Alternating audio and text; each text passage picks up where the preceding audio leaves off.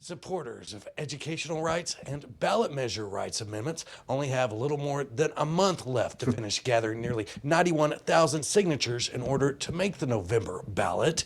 And today, the president of the Arkansas Educators Association says she supports both proposals, but some say they would not be best for Arkansas. I will not have my grandchildren remember me as somebody that did not stand up for them, for other students, for the future of Arkansas. Arkansas Education Association President April Reisma says the AEA supports the Arkansas Educational Rights Amendment and the Arkansas Ballot Measure Rights Amendment of 2026. This amendment that we're proposing really makes this right a fundamental right, which then makes it much more difficult for the legislature to try to change it. Last November, a federal judge ruled that Arkansas's referendum laws violated the First Amendment by burdening political speech, requiring petition signers to show valid IDs, be warned about committing petition fraud, and being read long ballot titles that must be written at an 8th grade reading level. The Arkansas Educational Rights Amendment would set minimum academic requirements for Arkansas schools based on the Lakeview School District State Supreme Court ruling of 2002. The amendment would require everyone who uses school choice vouchers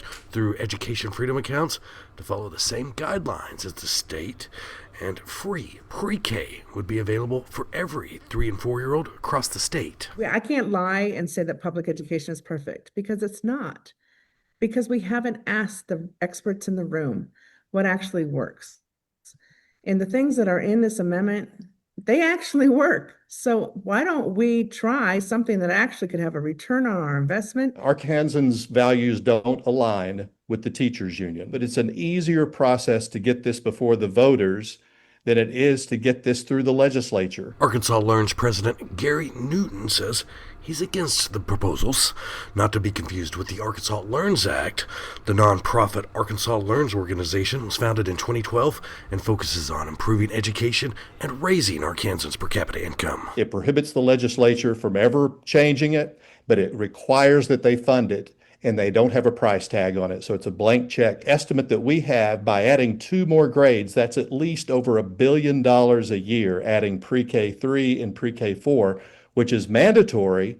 It's volunteer for the students, but the districts have to provide it no matter what. Supporters of both ballot measures say they have about half of the number of required signed petitions that's needed. The deadline is July 3rd. In Fort Smith, Brett Rains, 4029 News.